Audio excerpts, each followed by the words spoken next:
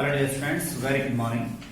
Dear बच्चों, on 2nd January we were learning literary device. Today also at a glance I am going to revise that. Please go through this carefully. जिस तरह हम लोग sentence सीखते हैं और उसमें हमें रूल रेगुलेशन चाहिए, उसी तरह बच्चों पोएम जो होती है उसके रूल रेगुलेशन होते हैं. उसमें कुछ पोएटिक डिवाइस होते हैं जिससे उन्हें खूबसूरती और सुंदरता मिलती है, जिससे उसको लिखा जाता है, समझा जाता है और पढ़ा जाता है. फर्स्ट ऑफ ऑल जो पोएम होती है, जो उसकी लाइनें होती हैं, उसे एक लय दी जाती है, राइमिंग स्कीम दी जाती है. कुछ में होती है, कुछ में नहीं होती है. कुछ फ्री वर्ड्स होते हैं, इनमें राइमिंग नहीं पाई जाती है. राइमिंग स्कीम क्या होती है यदि पूछा जाए कि इन पोएटिक लाइनों में राइमिंग स्कीम क्या है, तो देखिए जरा. Has given my heart a change of my mood and saved some part of a day I had viewed.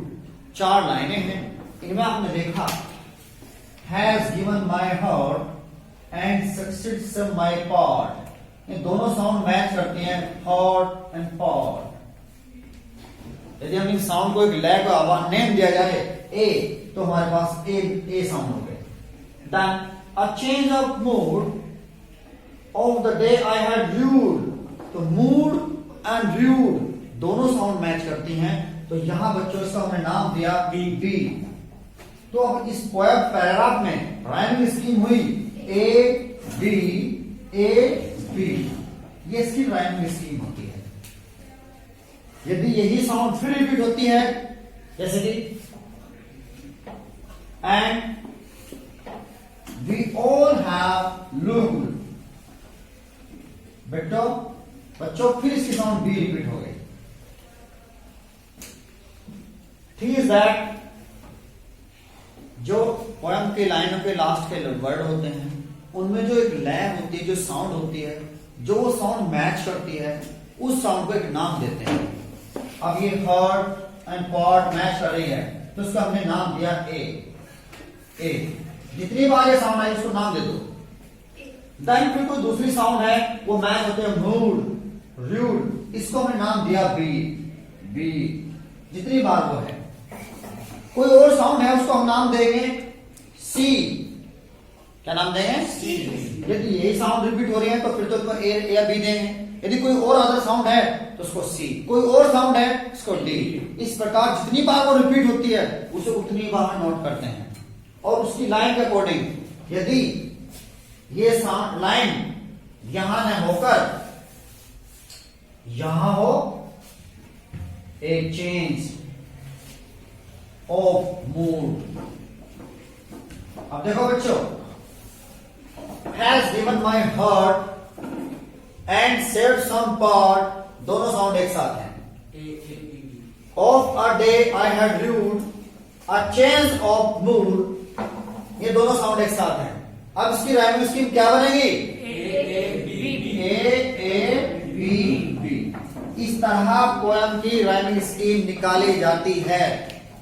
क्या आप सबको समझ आया? Yes sir. जहां वो रिपीट होती है उसको वही लिखते हैं, और ये उसकी राइमिंग स्कीम होती है.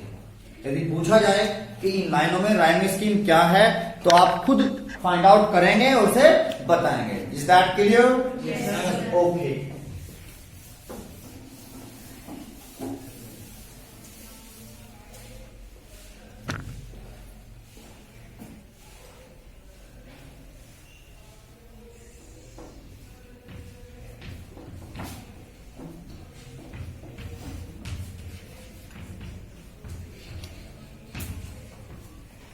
प्यारे बच्चों, ये पोएम की लाइन है. यहां देखिए, इसके जो हर वर्ड है, इनमें जो पहला लेटर है रिपीट हो रहा है. क्या हो रहा है? तो जहां पोएम की लाइनों में एक लाइन के अंदर जिन शब्दों में पहला लेटर रिपीट होगा, वहां एलिट्रेशन होता है. क्या होता है? एलिट्रेशन पाया जाता है. जिस तरह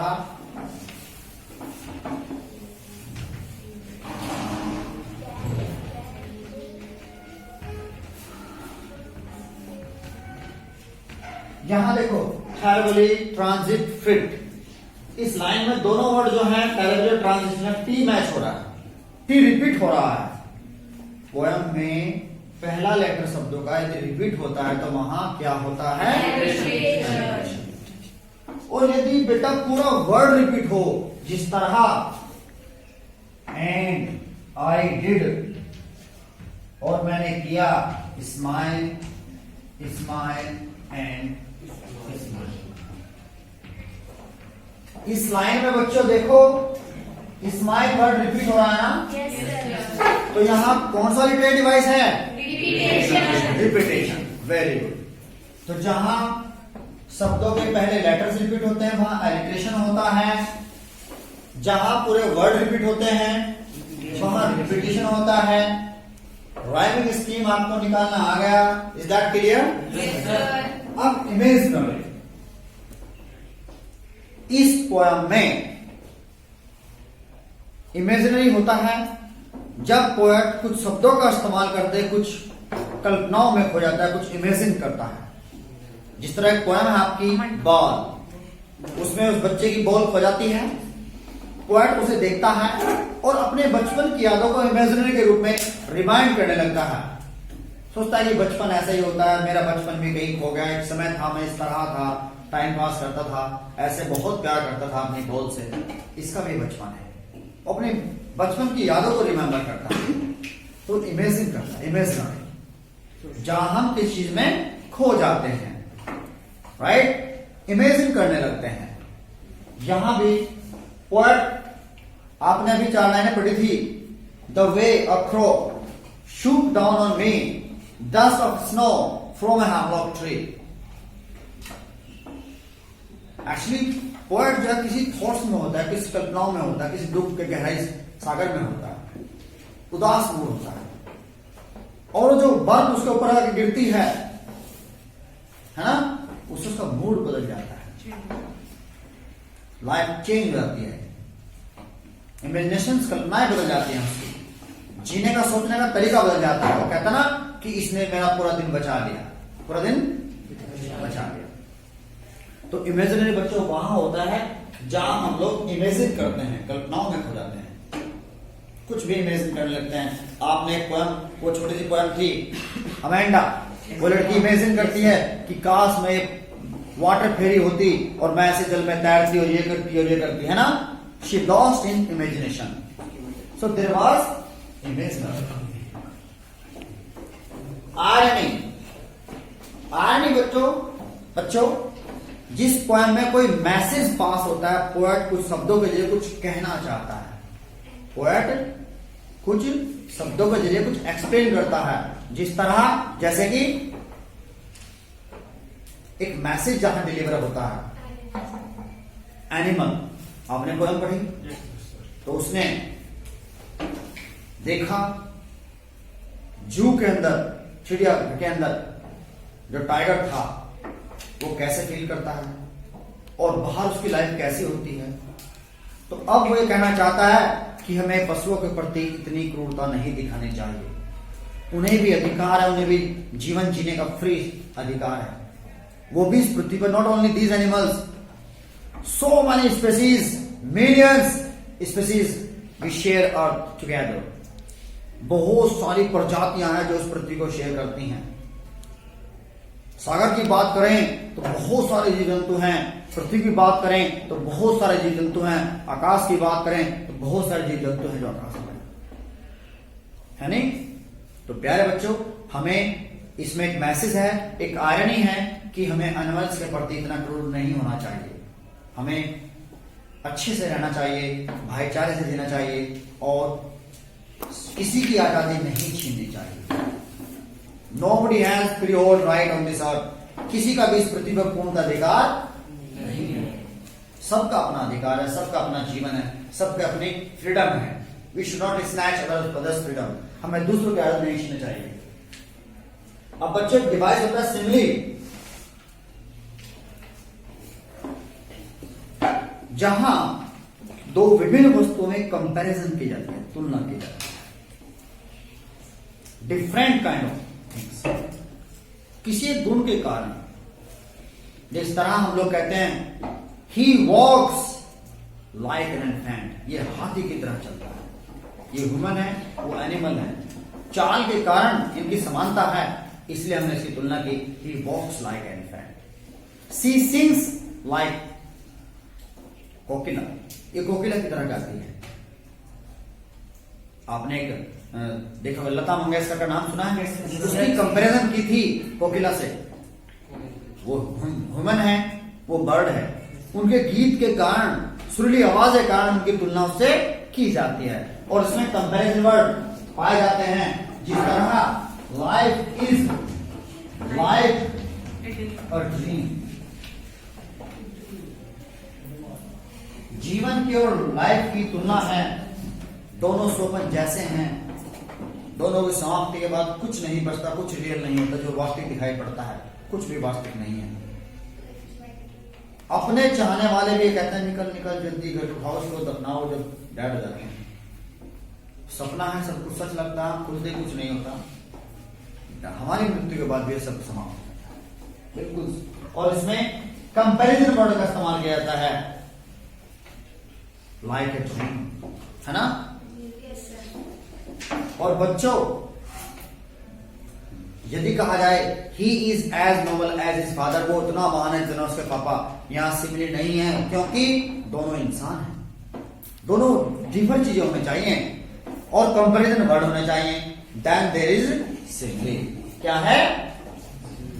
सिमिली।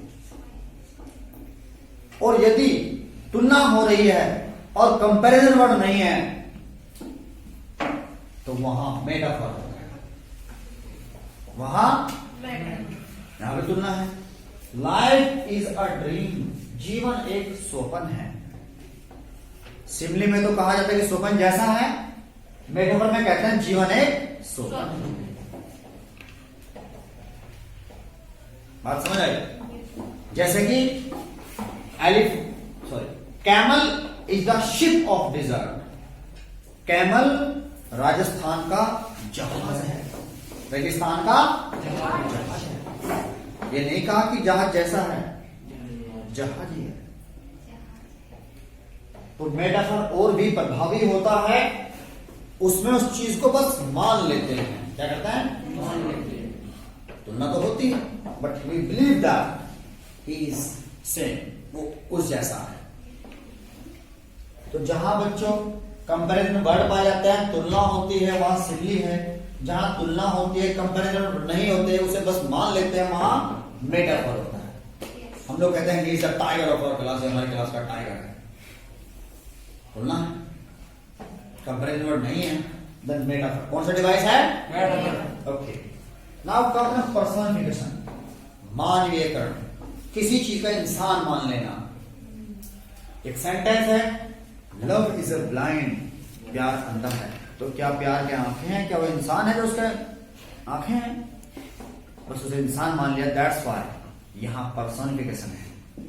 एक सेंटेंस है, opportunity knocks at the door of everyone but once. अवसर हर किसी का दरवाजा खटखटाता है, लेकिन एक बार। क्या वो कोई व्यक्ति है जो आकर दरवाजा खटखटाएगा? यहां कौन सा डिवाइस है? पर्सोनिफिकेशन, मानवीयकरण। जहां बरसात कहती है I am the poem of the earth, मैं धरती कविता हूं। आई पर्सनल प्रोनाउन है, इंसानों के लिए होता है ना। बरसात तो इंसान नहीं, तो यहां कौन सा डिवाइस है? Personification. One example more, dad put cold hand on your head. अब क्या मृत्यु के हाथ हैं जो उसने ठंडे हाथ रखे, तो यहां कौन सा डिवाइस है?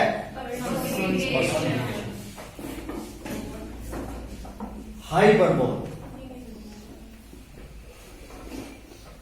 जहां किसी भी चीज को उसकी रियलिटी से हटकर बताया जाता है, या ज्यादा अधिक या ज्यादा कम, बड़ी बड़ी बातें कुछ ज्यादा बढ़ा चढ़ाकर या ज्यादा घटाकर। एक क्लास में एक पोएम है, उसमें था पेपर स्विमिंग बॉयज, कागज की तरह दुबले पतले बच्चे। ठीक है, दुबले पतले हो सकते हैं, मगर कागज की तरह कुछ ज्यादा ही कम करते हैं। That is hyperbole. वहां कौन सा डिवाइस है बच्चों? हाइपरबोल है ना, बहुत hyper. There chief was mountain high. वो एक आर्मी थी, उनका जो चीफ था वो पहाड़ की तरह ऊंचा था। ऊंचा हो सकता है लेकिन कौन सा डिवाइस है? हमने कहा they shed the flood of blood. उन्होंने खून की बाढ़ बहा दी या खून की नदियां बहा दी। River of blood. खून की नदियां बह सकती हैं? No sir. Hyper. Is that clear? Oxymoron, जहां दो विरोधाभास, दो एंटोनिम्स पाए जाते हैं, कहा जाता है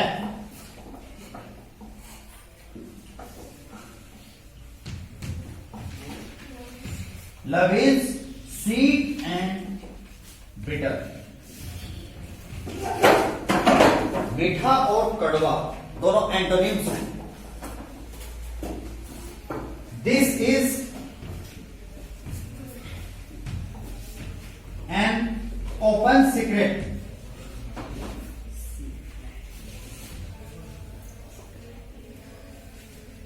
अब जब खुला ही है तो फिर रहस्य कैसा, और यदि रहस्य है तो फिर खुला कैसा?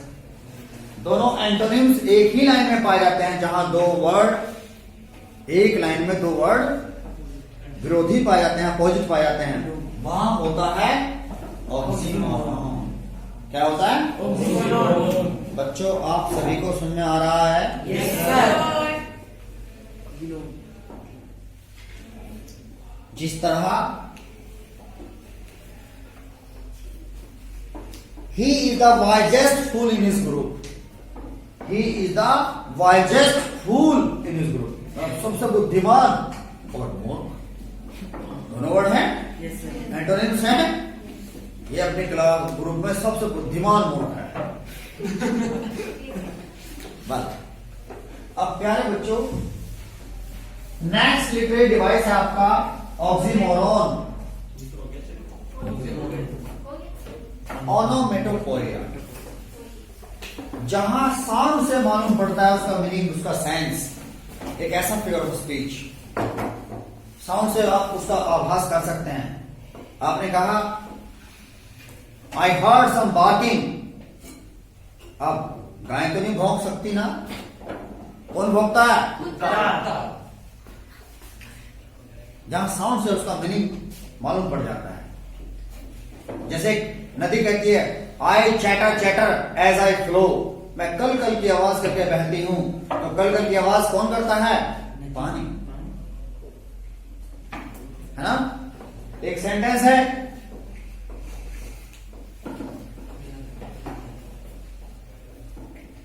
द मर्मरिंग ऑफ बीज, मधुमक्खियों की भिनभिनाहट, उससे आप मर्मरिंग साउंड से मालूम पड़ जाता है। द स्नैक हिस्ट, हिस्ट केवल स्नैक करता है और कोई नहीं। तो बच्चों साउंड से मालूम पड़ता है उसका सेंस क्या, उसका मीनिंग क्या है। वहां लिटरेरी डिवाइस पाया जाता है ओनोमेटोपोइया। क्लियर? Yes sir. एक होता है एपोस्ट्रोफी, इसमें भी पर्सोनिफिकेशन की तरह कुछ निर्जीव वस्तुओं को या आइडियाज को सजीव मानकर उन्हें एड्रेस करते हैं, उन्हें बुलाते हैं। सपोज दैट कुछ हमारे सामने नहीं है, एब्सेंट है कोई, या कोई इस दुनिया में नहीं रहा और हम उसे आवाज लगाने लगे। अब O Milton where are you sitting, कहां? अब मिल्टन है कहीं? जॉन मिल्टन अब चला गया दुनिया से। O Shakespeare your mighty that is still present, आपकी सत्ता अभी भी बरकरार है, लोग आपको पढ़ते हैं, आपका नाम है दुनिया में। तो क्या कहीं शेक्सपियर है? No sir. तो प्यारे बच्चों,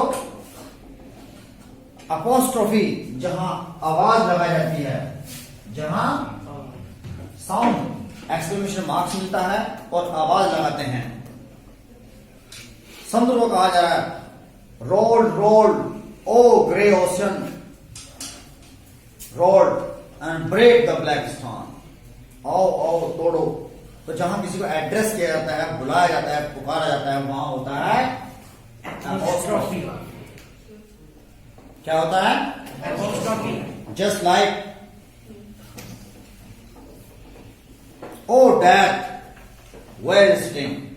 इट मीन्स दैट प्यारे बच्चों, डायरेक्टली एपोस्ट्रोफिस में हम लोग एड्रेस करते हैं, बुलाते हैं उन चीजों को जो एब्सेंट होते हैं या पर कुछ वस्तुएं हैं या आइडियाज हैं जो इस दुनिया में नहीं है, जो डेड हैं, मर गए। उनको जब हम बुलाते हैं, पुकारते हैं, आवाज लगाते हैं, यदि कोई सेंटेंस है ओ मिल्टन, ओ शेक्सपियर, ओ डैड, है ना, या कोई एक विचार है मेरे गुरु ने मुझे सिखाया है और मैं कहूं O thoughts you always stay with me, विचारो तुम हमेशा मेरे साथ रहते हो, नॉलेज, है ना। तो आइडियाज को, एब्स्ट्रैक्ट नाउन को हम लोग जब पुकारते हैं वहां एपोस्ट्रोफी होता है। क्या आप सभी को समझ आया? Yes, sir. तो प्यारे बच्चों, एक बार जरा बिगनिंग से देखिए। आपने सबसे पहले देखा राइमिंग स्कीम कैसे निकालते हैं, लय। किसी भी पोएम की जो लय होती है, जो साउंड स्कीम जहां होती है, जिस अंदाज में उसको लिखा गया है, वो राइमिंग स्कीम। सेकंड आपने पढ़ा पोएम की लाइनें हैं, यदि वर्डों के जो वर्ड हैं उसके जो पहले लेटर्स हैं रिपीट हो रहे हैं, वहां एलिट्रेशन है। यदि पूरा वर्ड रिपीट हो रहा है पोएम में, वहां रिपीटेशन है। यदि कल्पनाओं में खो जाते हैं, इमेजिन करने लगते हैं, वहां इमेजिनरी है। यदि कोई मैसेज पास होता है, कोई बिलीवर, कोई स्ट्रॉन्ग सेंस होता है उसमें, आयरनी होती है, कहने का तरीका होता है उसका, है ना। सिमिली, जहां तुलना होती है, कंपैरिजन होता है दो चीजों का, दो विभिन्न प्रकार की वस्तुओं की तुलना होती है और उनमें कंपैरिजन वर्ड एज, लाइक, सो, ये वर्ड पाए जाते हैं, वहां सिमिली होता है। Metaphor, also there is a comparison in two things, two different kind of things. Sometimes the similar things are there, समान चीजें होती हैं, but because of some quality, कुछ गुण के कारण हम लोग उनमें कंपैरिजन करते हैं, लेकिन उनमें कंपैरिजन वर्ड इस्तेमाल नहीं होते और उसको बस उसे मान लेते हैं। यहां तो कहते हैं, सिमली में कहते हैं, camel is like a ship of dessert, रेगिस्तान के जहाज की तरह है, शिप ऑफ डिजर्ट। ठीक है। फिर आपने पढ़ा पर्सोनिफिकेशन, जहां किसी भी चीज को, एब्स्ट्रैक्ट आइडियाज को इंसान मान लेते हैं, ह्यूमनाइज करते हैं, मानवीयकरण। वहां प्रोनाउन से मालूम पड़ जाता है ना।